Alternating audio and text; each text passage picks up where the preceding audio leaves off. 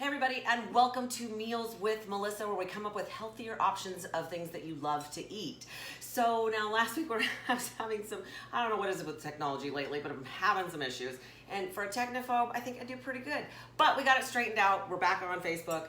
You can also see these on my YouTube channel under Fillmore Fitness. So I've actually had a great response to these. They're actually chocolate. We are making low-carb almond flour cupcakes today. Now, I also wanted to have some frostings to show you, but I decided to do that in another section, and that way I can show you multiple options depending on what your tastes are. So this is super, super easy. Again, I don't do anything complicated. I've already got my oven preheating to 350. I'm just gonna grab a bowl, and the first thing I'm going to do is I'm going to mix the dry ingredients. So we tend to have a lot of almond flour and alternatives around our house. I am gluten-free. I have an autoimmune disease that requires that I be gluten-free. To be honest, I think most people should be gluten-free.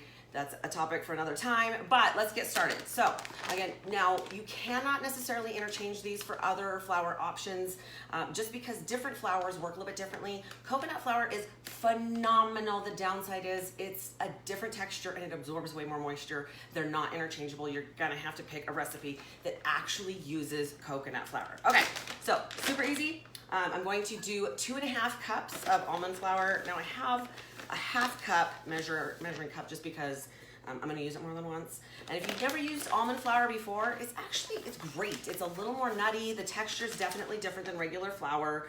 So keep in mind that it's probably, if you've never eaten anything where you use almond flour, you might be kind of, it's gonna take a little bit of getting used to.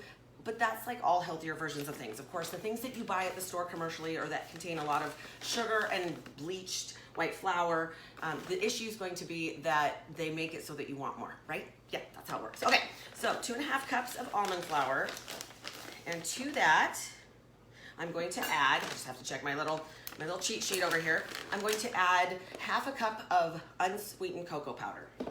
Okay, so I'm actually going to use my tablespoons. Okay, so half a cup. Let's see, 1/4 cup is for. No, we're gonna use it. We'll do something a little bit different. All right. I just don't want to use my half a cup for this and then use it for my sugar substitute. So we're gonna use a 1/4 cup. I'll just use it twice. And let's keep our fingers clean. I have a quick little easy tip that most people use for flour. I'm just gonna use a knife to kind of make that a little bit easier. All right, so half a cup of cocoa powder. I love chocolate. Now you could make vanilla. I do believe that this recipe had some alternatives. We can check that out. I am gonna post not just the recipe, but the link down below so that you can actually find this yourself and you can figure out how to make it yours. So that's the great thing about these. I think the problem with people is they don't get creative. Everybody thinks that healthy food needs to be bland and boring. That's why we don't like it. That's not true. It just requires a little bit of negotiating to see how to make it work best for you. All right, so we've got the cocoa powder, and to that I'm going to add, now, the original recipe asks for 1 cup of sugar substitute. I'm not gonna quite do that much because I'm using the different sugar substitutes are different types of sweetness, right? So they're not, first of all, it's never a 1-to-1. Usually if it requires like 1 cup of sugar, it's going to be different. You need to check the crossovers, the switchovers for that to make sure that you're not over flavoring it or under flavoring it. Okay, so I'm gonna do a half a cup. It calls for 1 cup. I'm gonna do a half a cup of pure. Now I try to limit some of these only because not only is it contain stevia, which is great. Stevia and monk fruit are my go-tos. I don't like sucralose. Sucralose does spike blood sugar. Although they tell you it doesn't, it does. But it also contains erythritol, and a little too much erythritol really gives me some digestive distress. Same with sugar alcohol. So keep that in mind. When you make these, you just really don't want to overdo it. Just kind of like anything else, right? So again, this is the kind of, who says you can't have your cake and eat it too? Technically you can. You just have to find a better version of it. Okay, so I'm gonna do a half a cup. Now, I did taste test these when I made them the first time last week. Rave reviews, especially for what it is, so that's phenomenal. Like I said, if you're used to regular sugar and using all the regular normal ingredients like flour, it takes a little bit of getting used to, just because like stevia does have a little more of a slightly bitter taste to it. After a while you get used to it, right? So it's just a matter of using it enough. It doesn't even bother me anymore. Okay, so So to that, I'm going to add 1 teaspoon of baking soda.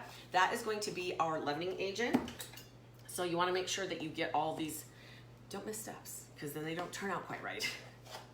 So the cupcakes themselves will be a little bit different texture. Keep that in mind, because again, we're not using normal regular ingredients. So it's not going to be what you're used to. It's definitely not going to be what you find at the grocery store pre-made. Okay, so last part of the dry ingredients, I'm going to add a 1/4 teaspoon of salt. Now, normally I use pink Himalayan, but I needed something that's a little more readily mixable. Pink Himalayan, I can't talk today, has a little bit bigger coarse particles. And for this particular, I'm going to just use regular iodized salt, even though it is not my favorite. Okay, so 1/4. I'm doing 2 because I'm using a 1/8 teaspoon measure. Things disappear at my house. We do a lot of cooking around here, at least with the amount of people that are in my household. Okay, so I'm gonna mix that up, and actually I'm just gonna use a fork. I do have a whisk, but I don't necessarily want to get that out right now. Now, the recipe does say that once you add the wet ingredients, do not over mix it because it won't cook evenly. It won't come out to the right texture. So I'm just mixing that really well, and then I'm going to add the wet ingredients.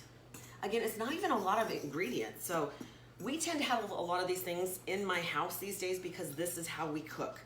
Part of this issue for people when it comes to reaching their health goals is they assume that they can focus on it for 3 months and then go back to the way that they were living before, and it doesn't work that way. You have to slowly incorporate these things into your life and create it. It has to be a lifestyle, right? Whatever it takes to get you to your goal, you have to keep doing to stay there. All right, that's mixed pretty good. And I'm excited. I bought one of these a long time ago, just, for servings, and it works great, so we're gonna use that today. Okay, so to this, I'm going to add 3 whole eggs. Now, at my house, we actually get eggs from 2 places. Both are local, they're free range. One is my son, because he has chickens, which is awesome, because I get free eggs. But also, if we run out and we don't have enough, we have a farmer down the road that I will just call and get some eggs from, which are phenomenal. They are not like the store-bought eggs. So much better. So much better, especially if I'm making eggs in the morning. They just taste more buttery, and they're better for you. Okay, so 3 large eggs. Sorry, my hair has a mind of its own today. Super excited today. My daughters and I are taking a self-defense class this afternoon. I've wanted to do this for a long time. And with the way the world is right now, I'm pretty stoked just to, be a badass. That's how it works. All right, throwing these in the garbage. And wiping my hands. All right, so I'm gonna add 3 eggs. Now it calls for 1 cup of sour cream or Greek yogurt. So I have both, but I prefer to use the Greek yogurt. So this is what we get in my household. I don't know if you can see that. The sun's really kind of coming in the window weird. This is called Too Good. This is my favorite. This is the one that I usually recommend to all my clients. Another one will work. What you're looking for is low sugar, right? Because I have seen Greek yogurt have as much as 34 grams of sugar in a tiny little 5-ounce tub. That is not okay. All right, so I'm gonna use about a cup of this and find a spoon. Mix it all in, and that's really all it takes. All right, now this is vanilla. I figured that would work, that's what I found. You could also use plain, works just fine. Another great idea is maybe add a little bit of PB2 to your mix. So it's powdered peanut butter. That would be awesome. Now, if you're doing more of a keto version or a very low carb version, you could actually add a little bit of peanut butter to your concoction and it'll be great. I love peanut butter. So again, watch the sugar. All right. So we get some of this in there. And then the last thing is a little bit of vanilla extract. And that's it. And we're gonna mix it up. Okay. And they turned out great. Like I said, so I had lots of ideas for frostings, but I just didn't have all the ingredients I needed to make them all today. So we're gonna do that next weekend. I'm gonna show you multiple options for making sugar-free frosting. It does exist. It's not as hard as you think. All right, so there we go. I'm gonna mix this up. Let's add a little bit of our vanilla. All right, so 1 teaspoon of vanilla. You're gonna see me do 2 because this is a 1/2 teaspoon. You just use what you got, right? Awesome. All right, now I'm gonna try using the fork to mix this. Again, last time I did grab a wire whisk, but kind of hard to clean out the wire whisk, but we might have to grab that in just a second here. Now, it does actually mix fairly thick, so keep that in mind, but again, you don't want to over mix it. And then we're just gonna scoop it into a cupcake tin. So now, you can grease the tin and use it that way. I personally prefer super easy to clean. So I'm going to use cupcake liners. I'm actually gonna get that wire whisk because this is not mixing the way I'd like it to. And when I did it last time, I used a wire whisk. So hold on just a second. All right. Fortunately, it is ready to go. So I'm gonna mix this with the wire whisk. It does, it works, it works. It just is a thicker mix, so keep that in mind. Ooh, look at that go. And because there are fresh eggs in here, please do not lick your fingers. Not like I ever do that ever. All right, so mixing these up, and then I'm gonna put it in my container, in my tin, my muffin tin. I'm making a big mess. Good thing I'm the one that cleans it. All right.